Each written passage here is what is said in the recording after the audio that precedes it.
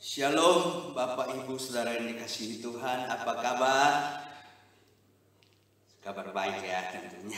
Amin. Puji Tuhan, kita kembali bertemu dalam ibadah online pada hari Minggu ini. Biar kita bawa hidup kita lebih sungguh-sungguh memuji memuliakan nama Tuhan. Kita percaya Tuhan yang kita sembah di dalam nama Tuhan Yesus Kristus adalah Allah yang bertahta di atas puji-pujian umatnya. Haleluya. Mari kita siapkan seluruh kehidupan kita. Kita bawa hidup kita masuk dalam hadirat Tuhan. Kita berdoa. Bapa, di dalam nama Tuhan Yesus, kami bersyukur buat kebaikan Tuhan di sepanjang minggu di dalam hidup kami Tuhan.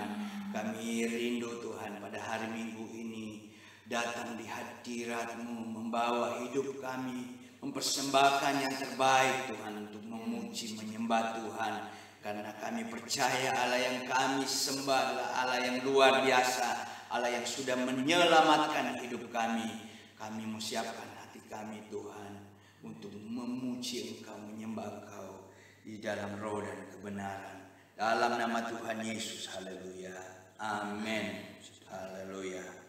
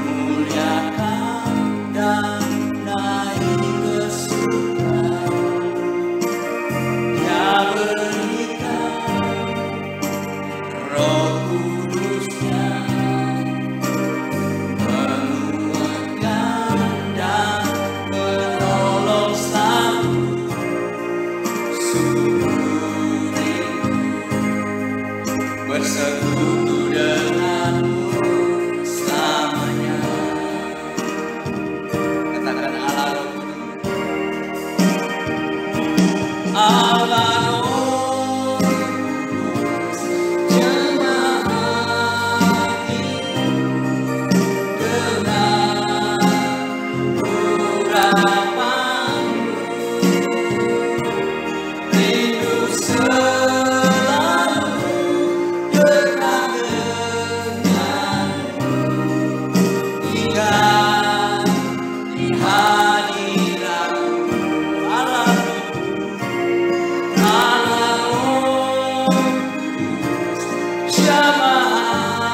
hati dengan urapanmu, rindu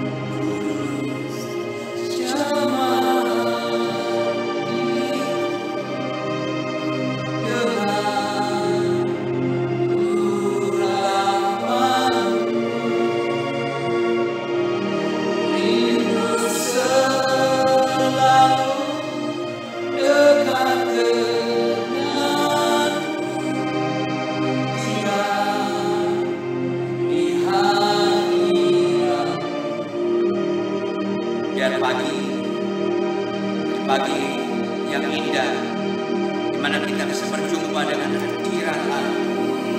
Roh Kudus yang melawat setiap hati yang rindu dan haus. Buka hati kita, katakan dengan tulus kepada Tuhan. Allah Roh Kudus, jamah dengan urapan rindu selalu dekat dengan tinggal di hadirat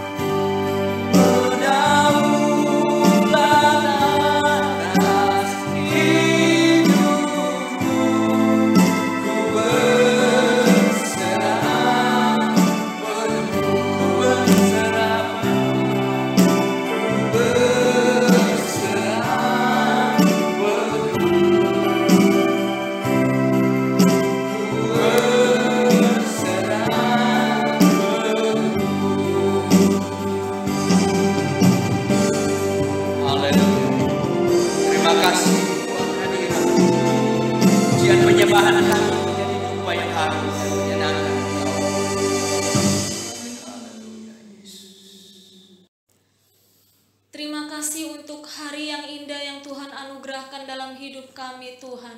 Kiranya roh Tuhan terus menuntun langkah-langkah hidup kami, agar kami terus berkenan di hadapan Tuhan.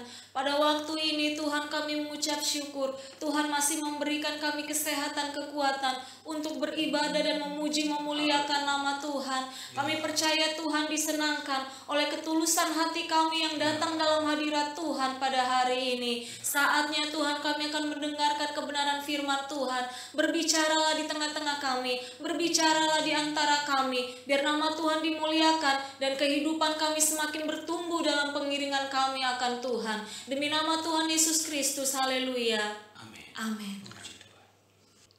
Saudara yang dikasihi Tuhan, perlu kita ketahui bahwa kita hidup bukan hanya dalam dunia realita yang kita lihat saat ini, tapi kita juga memiliki kehidupan yang tak terlihat, yaitu kehidupan dunia roh. Jadi sebenarnya kita hidup di antara dua dunia. Dunia fisik kita yang kita bisa lihat dan kita rasakan, dan dunia roh yang kita tidak bisa lihat.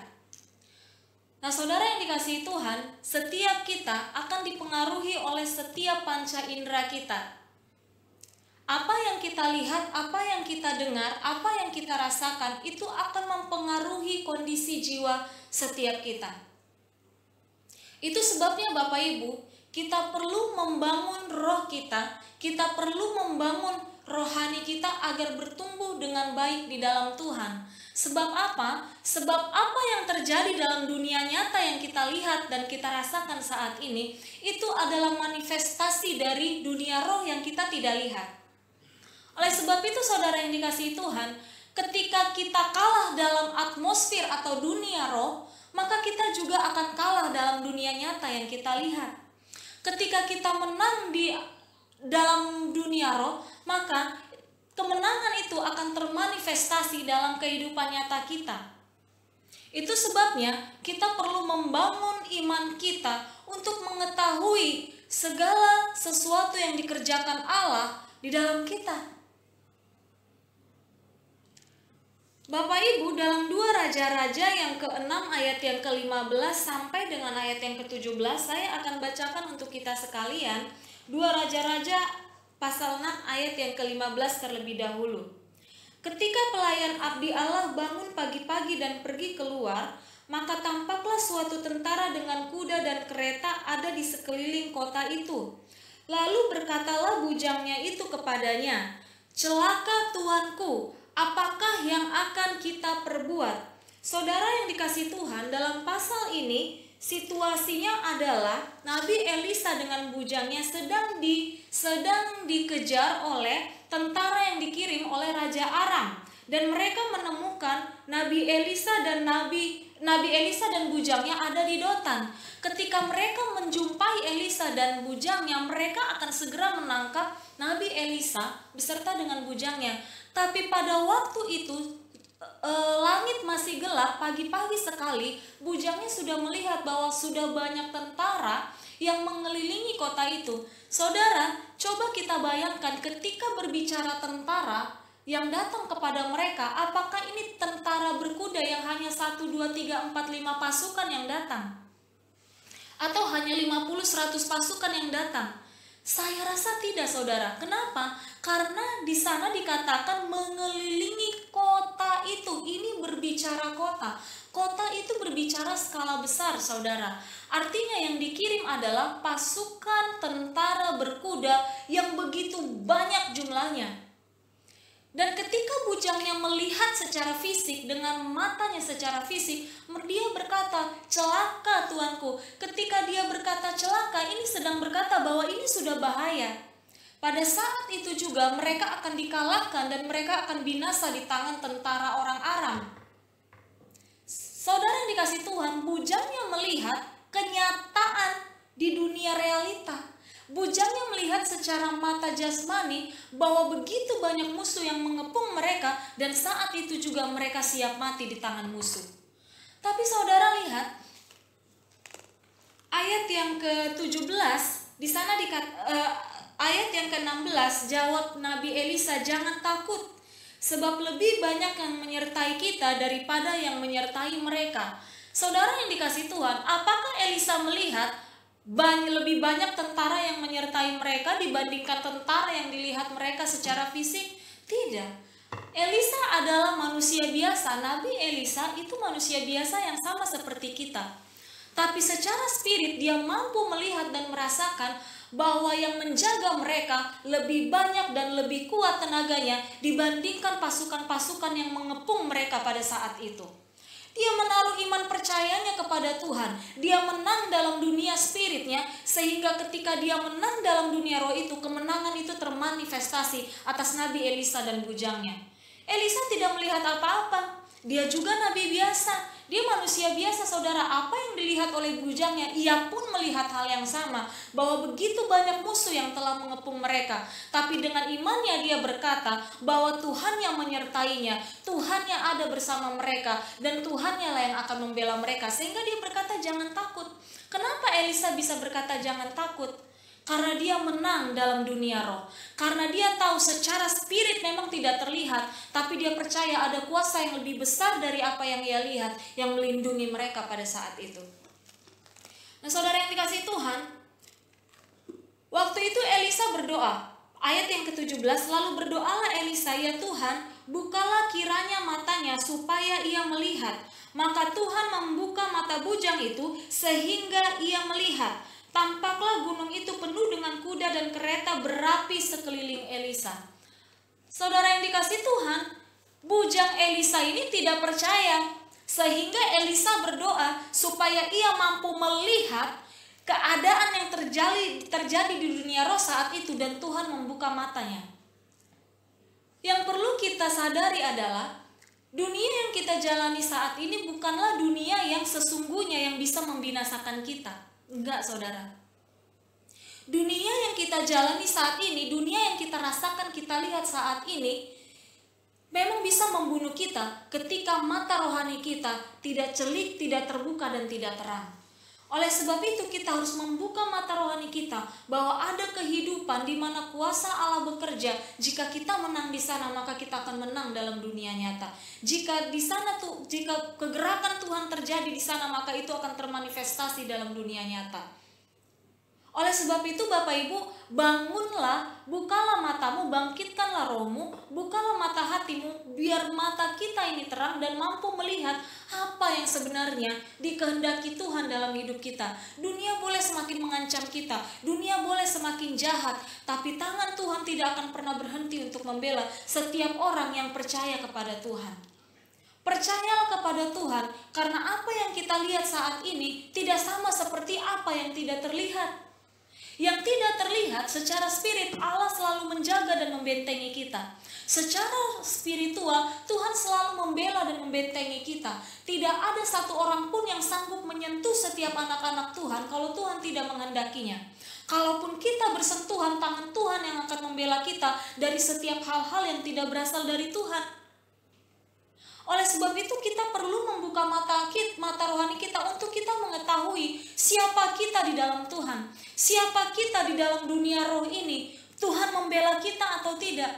Kalau kita menang atas dunia roh, kita mampu merasakan, melihat apa yang terjadi dalam dunia roh, maka kita akan menang dalam pertandingan iman kita di dunia ini. Bapak Ibu saudara-saudari, tentu untuk membuka mata rohani agar dapat melihat siapa kita, itu dibutuhkan beberapa hal. Kalau kita belajar dari kisah Elisa tadi, Elisa itu adalah seorang yang mendampingi Elia dalam perjalanan pelayanan. Dia melihat Allah menyertai Elia dalam perjalanan pelayanan, dan dia mendapatkan kesan bahwa Allah yang menyertai Elia itu Allah yang besar, Allah yang kuat, Allah yang perkasa. Setelah Elia terangkat, maka Elisa sekarang menjalankan panggilan pelayanan. Dia menjalankan panggilan pelayanan dengan kesadaran penuh bahwa dia adalah seorang abdi Allah yang disertai oleh Allah yang maha besar, yang maha kuat dan maha perkasa. Nah, untuk membuka mata rohani kita, yang paling pertama kita mesti mengerti adalah kita mesti kenal dulu siapa yang menyertai kita. Atau dengan penekanan yang lain begini, Bapak Ibu mesti percaya dulu kepada Tuhan yang menyertai kita itu, atau kepada Tuhan yang kita percaya itu. Lalu sesudah kita percaya pada Tuhan yang kita percaya itu, kita mesti mencari tahu Tuhan itu siapa. Yang sekarang kita percaya adalah Allah di dalam Yesus Kristus. Yesus itu siapa? Alkitab menjelaskan secara detail Yesus itu siapa. Nah, dari situlah kita membangun sebuah konsep kepercayaan. Kalau kita menemukan Yesus adalah suatu pribadi manusia yang diberikan Allah, tapi dalam dirinya sendiri dia adalah Allah itu sendiri dengan kemahakuasaan yang ada pada dirinya, maka kita percaya bahwa dia memang manusia, tetapi dia Allah. Dalam kealahannya dia dapat melakukan perkara-perkara yang hanya bisa dilakukan oleh Allah itu sendiri. Beberapa contoh adalah ketika Yesus berkata begini, bangkitlah atau bangunlah, dosamu sudah diampuni. Yang bisa mengampuni dosa cuma Allah. Tapi Yesus berkata bahwa dosamu sudah diampuni. Itu menunjukkan kepribadian Allah dalam dirinya. Waktu dia berkata kepada badai yang menghantam ketika dia bersama murid-murid ada di tengah lautan. Ketika dia tertidur di buritan. Lalu murid-murid mempertanyakan, Tuhan, kenapa tidakkah engkau peduli kalau kami binasa? Lalu dia bangun, lalu dia menghardik badai itu dan berkata, diam, tenanglah. Menunjukkan kealahannya. Bahwa semesta alam ini takluk kepada dia. Itu membuktikan bahwa ada kealahan dalam dirinya. Sehingga ketika dia berkata, alam pun takluk kepada dia. Nah, kita mesti mendapatkan gambaran yang benar-benar konkret dan sempurna tentang Tuhan yang kita percaya itu. Kalau Bapak Ibu sudah menemukan gambaran yang sempurna tentang Yesus, maka sekarang kita percaya pada Yesus. Siapa itu Yesus? Kita mendefinisikan siapa itu Yesus. Yesus adalah Allah yang mengambil rupa seorang manusia, lalu mati di kayu salib untuk menanggung segala dosa kita. Tetapi kita perlu beri penekanan, dia itu Allah. Kita percaya pada Allah itu sendiri yang menciptakan alam semesta, langit bumi dan segala isinya, galaksi yang begini luas, itulah Yesus. Nah, setelah kita menemukan itu yang akan membuat mata rohani kita mulai terbuka. Sehingga dalam perjalanan kita hidup ini, kita tahu bahwa yang menyertai kita adalah Yesus itu sendiri. Siapa itu Yesus? Tuhan yang menciptakan alam semesta atau galaksi. Sehingga nanti ketika kita menghadapi segala situasi yang sukar dan sulit, sama seperti Elisa tadi. Elisa manusia biasa, sudah dijelaskan tadi. Elisa manusia biasa. Tetapi dia punya keistimewaan yang mestinya kita juga punya. Apa itu? Dia mengetahui bahwa yang menyertai dia adalah Allah, penguasa langit, bumi, darat, laut, dan segala isi. Sehingga ketika dia berkata kepada bujangnya, kalau saya tidak keliru, Gehasi namanya. Dia berkata pada Gehasi, tenang, yang menyertai kita lebih banyak dari mereka. Kenapa dia bisa ngomong begitu? Karena dia tahu Allah itu sendiri. Dia pernah punya pengalaman melayani Allah bersama Elia. Tapi dia juga punya pengalaman melayani Allah sendiri. Dan lihat Allah menyertai dia berulang-ulang. Makanya waktu dia bilang pada Gehasi bujangnya, dia sedang memberitahukan apa yang dia ketahui tentang Allah itu sendiri. Bapak Ibu sekarang hanya bisa membuka mata rohani kita dan menang dalam dunia yang sedang kita hidup ini kalau kita bisa melihat dan percaya pada Allah yang kita percaya itu.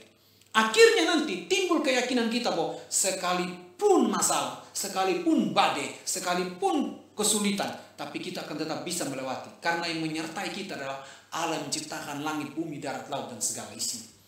Di alam roh kita tahu bahwa kita beserta dengan Tuhan. Atau Allah beserta dengan kita. Itu sebabnya gelar yang diberi kepada Yesus adalah Immanuel. Arti Immanuel adalah Tuhan beserta kita. Maksudnya beserta itulah menyertai kita terus-menerus secara berkesinambungan. Nah, itu yang membuat Bapak Ibu akhirnya melihat segala problem, melihat segala permasalahan, melihat segala situasi yang sedang terjadi ini bukan dari kacamata kita semata, lalu kita melihat fakta itu, lalu kita memutuskan berdasarkan fakta yang kita lihat. Tetapi kita secara spirit tahu bahwa kita memang ada di dunia yang telah diinkubasi oleh dosa ini sendiri. Tetapi kita disertai oleh Allah itu sendiri. Allah menyertai kita di tengah-tengah lautan lepas yang bergelora, di tengah-tengah api yang menyala, yang begitu menyengat dengan panasnya. Tapi karena Allah menyertai kita, kita akan aman dalam perjalanan ini. Sama seperti yang terjadi atas Elisa. Karena dia tahu bahwa Allah menyertai dia, maka dia bilang pada bujang, tenang. Lalu dia bilang, kamu lihat, itu yang menyertai kami. Dia suruh, dia minta kepada Allah membuka mata rohani daripada bujangnya untuk melihat itu. Hari ini saya berkata pada Bapak Ibu, buka mata rohanimu dan lihat siapa yang beserta dengan engkau. Bahwa yang beserta dengan engkau adalah Yesus itu sendiri. Saya menggambarkan bahwa ketika prajurit Aram, tentara-tentara Aram datang itu situasi mencekam. Hari ini situasi mencekam. Kita sedang masuk dalam new era, sedang masuk dalam new normal yang kita sendiri belum pernah beradaptasi. Tapi tenang, Allah beserta dengan kita. Selama Dia beserta dengan kita, Dia akan membuka jalan bagi kita. Dan Dia akan membuat kita tetap berjalan aman, berjalan nyaman. Dan Dia akan membawa kita kepada kemenangan yang telah Dia sediakan. Sama seperti Elisa dan bujangnya, akhirnya mereka lolos dari itu. Kita pun juga demikian. Yang paling penting adalah kita mesti buka mata rohani kita untuk melihat bahwa siapa yang beserta dengan kita. Saudara, ketika bujang Elisa melihat begitu banyaknya tentara yang mengepung mereka, yang ia lihat mereka terlalu besar, sedangkan Elisa dan bujangnya mereka hanya berdua. Mereka hanya 2 orang. Mereka melihat musuhnya terlalu besar dan mereka terlalu kecil. Tapi ketika mata dari bujang ini dibukakan oleh Tuhan, ia baru melihat bahwa ternyata mereka lebih besar dan musuhnya itu tidak ada apa-apanya. Nah, saudara yang dikasihi Tuhan, hari ini kami mau berkata, musuh dalam bentuk apa saat ini yang mengelilingi kehidupan kita? Ketakutankah? Sakit penyakitkah? Zaman yang semakin menakutkankah? Serasanya kita tidak bisa bersaing di waktu-waktu yang akan datang? Kita tidak punya skill, kita tidak punya kemampuan. Musuh apa saat ini yang mengelilingi kehidupan kita? Masa depan yang suram yang kita lihat? Tapi kami mau berkata pada hari ini, bahwa Tuhan yang menyertai kita lebih besar dari musuh-musuh yang saat ini mengelilingi kehidupan kita. Dan ketika kita bisa melihat itu, maka kemenanganlah yang akan terjadi nyata dalam kehidupan kita. Itu sebabnya Bapak Ibu, dalam penjabaran peristiwa yang dilakoni oleh Elisa dan bujangnya ini, kami mau beritahu pada Bapak Ibu, sadarilah bahwa kita percaya pada Tuhan yang besar. Dan Tuhan itu telah melayakkan kita untuk dapat datang pada Dia setiap waktu. Dia telah memperbaiki hubungan kita dengannya lewat putranya yang tunggal yang digantungkan di kayu salib, yakni Yesus Kristus. Supaya oleh pengorbanan itu kita sekarang dapat berhubungan dengan Dia. Sekarang dapat memiliki status sebagai anak Allah. Sekarang dapat perkenanan dari Dia. Dan ketahuilah bahwa Dia menyertai kita sampai pada kesudahan. Jadi apapun yang terjadi hari ini, bagaimanapun situasi hari ini, Anda mesti percaya bahwa Tuhan yang menyertai Anda lebih besar daripada apa yang sedang terjadi hari ini. Tuhan tetap akan meloloskan kita. Sekalipun kadang-kadang kita memikir sudah tidak mungkin lolos. Sekalipun kita kadang-kadang mikir sudah tidak mungkin kita lolos. Pasti kita akan kepentok. Pasti kita akan kena ini. Pasti kita akan jatuh. Tapi Tuhan tetap bisa datang untuk meloloskan kita. Kadang-kadang kita seperti dibiarkan Tuhan berjalan menuju kepada jurang. Kadang-kadang kita seperti dibiarkan Tuhan berjalan menuju kepada truk yang besar. Lalu kita sudah hampir ditabrak. Kadang-kadang Tuhan seperti biarkan itu. Tetapi Dia tidak akan pernah biarkan kita tertabrak lalu kita hancur. Dia tidak akan pernah membiarkan kita jatuh di dalam jurang yang dalam. Sepertinya kita berjalan ke situ, tetapi tangan yang tidak kelihatan itu tetap akan menyertai kita. Tubuhnya yang tidak kelihatan itu tetap akan beserta dengan kita. Sekalipun kadang-kadang kita merasa seperti Tuhan sudah tidak menolong kita, tapi Dia akan tetap menolong kita. Kenapa? Karena Dia tidak bisa mengingkari cintanya yang suci dan kasihnya yang penuh kepada kita. Tuhan tidak bisa mengingkari cintanya. Kalau kita mungkin pernah kan diingkari cinta kita. Kita sudah sungguh-sungguh memberi cinta kepada orang yang kita benar-benar sayang, kita benar-benar kasih. Tapi ternyata dia balas dengan perselingkuhan. Dia balas dengan menyakiti kita. Ya, padahal dulu dia yang bilang bahwa kamu tahu enggak, mencintai itu adalah kata kerja. Dicintai itu adalah kata sifat. Tapi cinta itu bukan kata benda, tapi cinta itu kata hati. Tapi sekarang dia yang mengkhianati kita. Akhirnya kita duduk lalu lihat foto, lihat lukisan, lalu kita nyanyi. Siapa yang mau, siapa yang ingin gagal dalam cinta. Akhirnya kita lihat lalu kita nyanyi. Begitu. Kita pernah dikhianati orang. Karena padahal kita memberi cinta yang suci. Tetapi dengar, Tuhan tidak pernah mengkhianati cintanya pada kita. Sampai kapanpun, bagaimanapun, Dia tetap mencintai kita. Dan Dia telah buktikan itu ketika Dia menggantung putranya yang tunggal. Dia menggantung dirinya sendiri di kayu salib antara langit dan bumi. Lalu di sanalah dia diperlakukan dengan tidak senonoh. Dia dipertontonkan kepada dunia dengan segala kekurangan. Dia diludahi. Dia berjalan dengan tidak terhormat. Bahkan dia digantungkan dengan kondisi telanjang. Karena dia tidak berjubah lagi. Telanjang. Allah yang mulia, terhormat, digantungkan sebagai orang terkutuk. Tahu Bapak Ibu bahwa hukum penyalipan itu adalah hukum yang paling barbar. Hukum yang paling memalukan. Hukum yang paling tragis. Dan itu diberikan kepada orang yang paling tidak terhormat atau orang yang terkutuk. Hukum itu diberikan kepada orang yang terkutuk, orang yang tidak terhormat. Dan itu diberikan kepada Yesus. Hukum penyalipan itulah hukum, salah satu di antara 3 hukum yang benar-benar diberikan kepada orang-orang yang sangat tidak terhormat. Salah satunya adalah penyalipan, lalu yang lain adalah pembakaran hidup-hidup, krematio. Kalau ada lagi satu yang disebut dengan decolatio, itu berarti hukum dipancung kepala. Kalau penyalipan ini kalau saya tidak salah disebut crux, yakni penyalipan dari bahasa Latin. Jadi 3 hukum ini disalibkan, dibakar hidup-hidup, lalu dipancung. Itulah 3 hukum yang diberikan kepada orang-orang yang dianggap sebagai orang-orang tidak terhormat. Sebenarnya hukum penyalipan ini sudah pernah muncul di kitab Esra. Esra pasal 6 ayat yang ke-11 oleh bangsa Persia. Pada waktu itu ada 2 prajurit yang mau memberontak terhadap raja. Akhirnya mereka ditangkap lalu disulam. Disulam itu kan tubuhnya ditusuk oleh satu benda tajam. Nah, sebenarnya hukum ini sudah berlangsung juga di antara orang Persia kurang lebih sekitar abad yang ke-6 sebelum Masehi. Tapi sebelumnya hukum ini juga sudah berlaku di antara orang Asyur dan Babel. Yang kebetulan orang-orang Israel Utara dan Israel Selatan dibuang ke sana. Dan sepertinya hukum ini berasal dari sana, dari Asyur dan Babel. Nah, Yesus pada zaman dia, prajurit Romawi melakukan hal yang sama pada dia sebagai tanda bahwa orang ini terkutuk. Bangsa Yahudi tahu tentang hukum penyalipan itu. Dan Yesus menanggung hukum yang paling terkutuk. Supaya apa? Supaya di dalam dia kita diperkenankan di hadapan Allah. Sehingga hari ini ketika Bapak Ibu melihat segala situasi sukar, jangan pernah percaya pada apa yang kita lihat, tapi percaya pada penyertaan Allah yang telah kita terima oleh pengorbanan putranya yang tunggal di kayu salib. Hiduplah dengan manusia roh yang kuat dan kokoh. Hiduplah dengan keyakinan bahwa Anda disertai Tuhan. Biarlah Anda menikmati penyertaan Tuhan itu. Walaupun kadang-kadang Tuhan seperti membiarkan kita berjalan menuju kesulitan, membiarkan kita berjalan menuju kesusahan, tapi tenang, sebab Dia tidak akan pernah biarkan kita masuk dalam kesusahan itu, lalu kita dibuat susah oleh kesusahan itu. Dia pasti menolong kita di sana. Itu yang kami mau sampaikan pada Bapak Ibu. Ada satu kesaksian yang kami baru alami beberapa hari kemarin, saudara yang dikasihi Tuhan.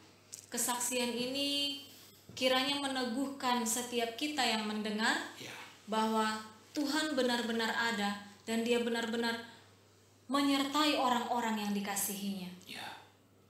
Saudara yang dikasihi Tuhan, selama beberapa bulan ini gereja kami tidak mengadakan ibadah di gedung gereja. Jadi kegiatan di dalam gedung gereja itu benar-benar sudah tidak ada.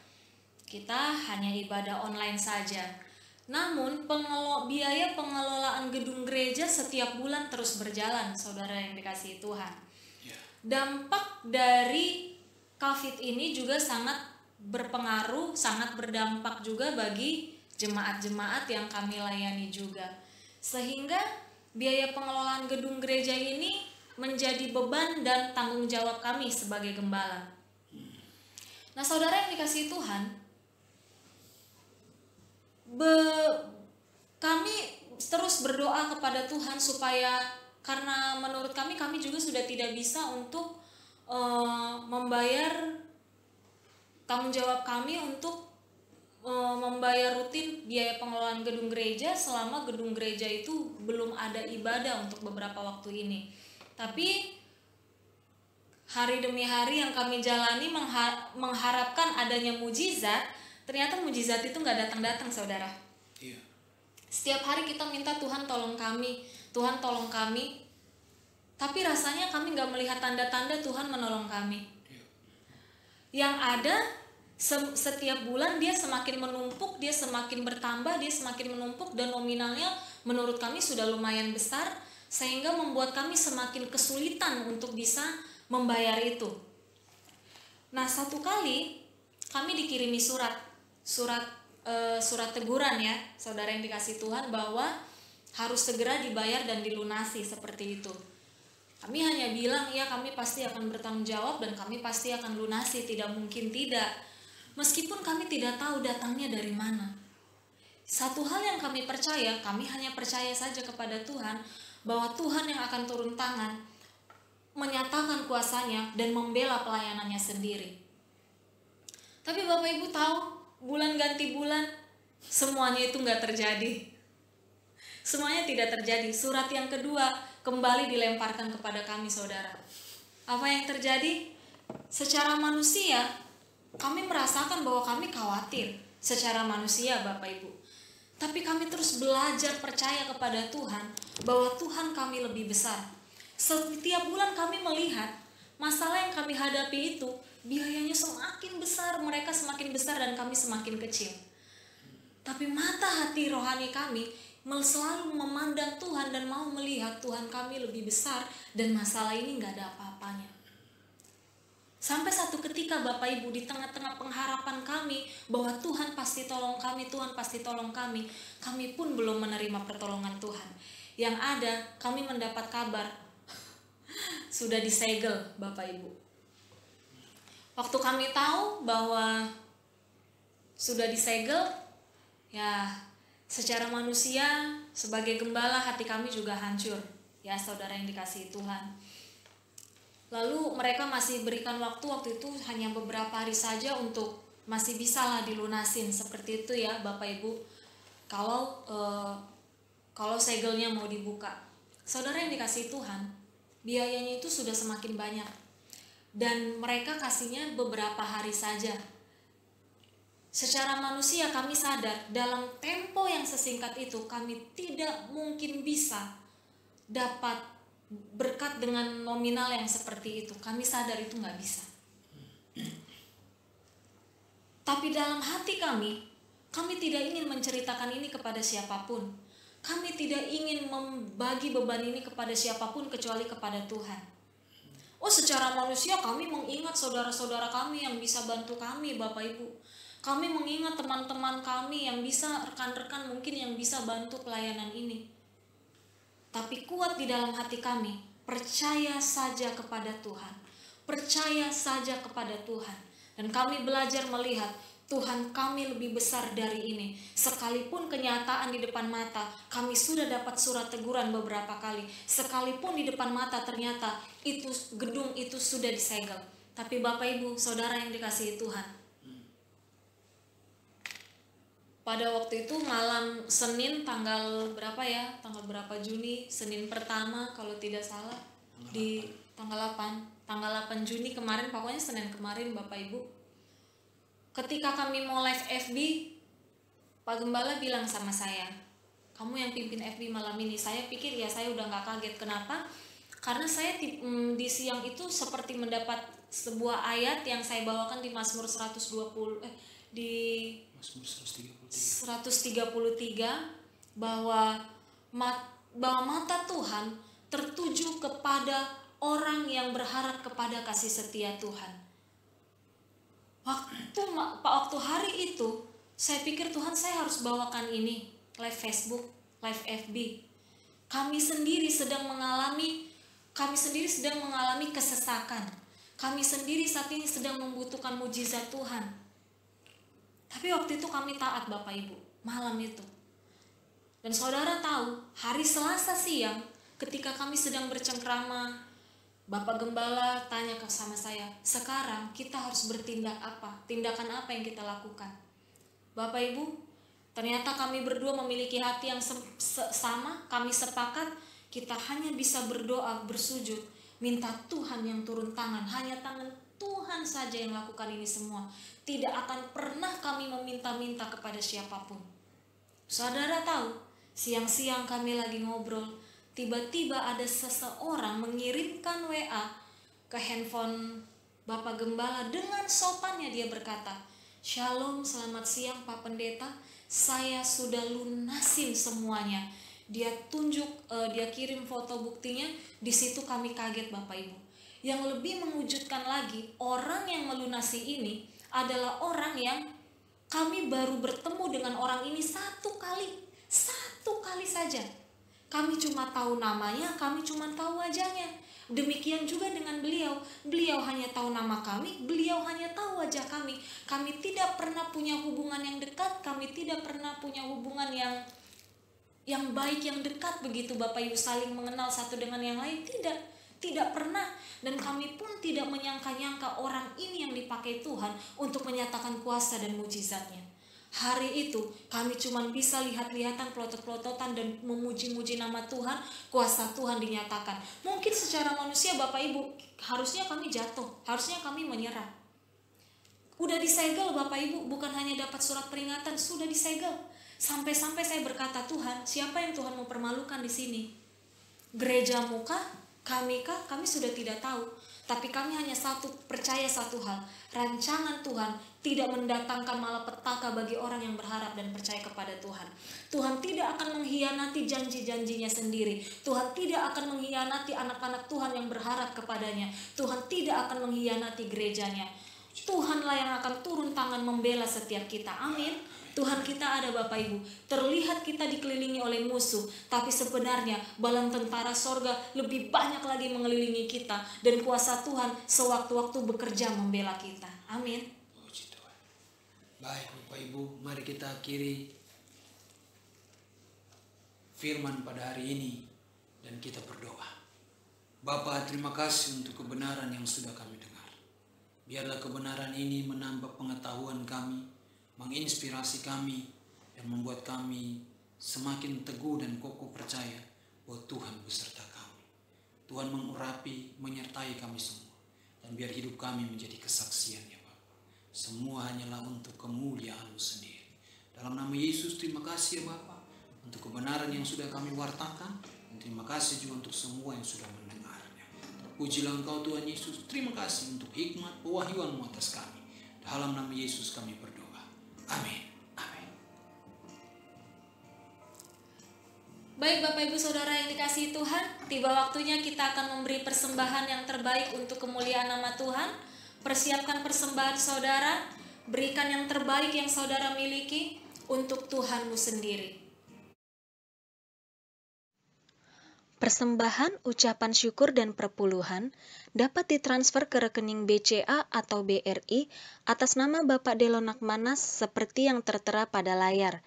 Selamat memberi, Tuhan Yesus memberkati.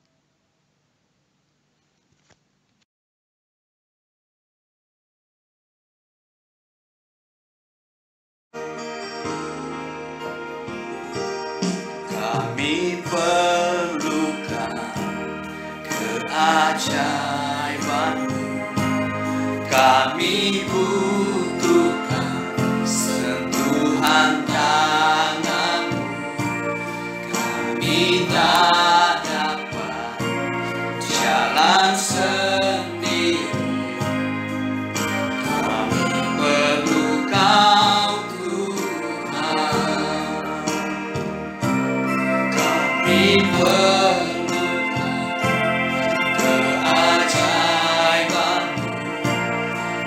kami butuhkan sentuhan tangan-Mu, kami tak dapat jalan sendiri, kami perlu Kau Tuhan, kami perlu Kau sekali lagi, kami perlu Kau.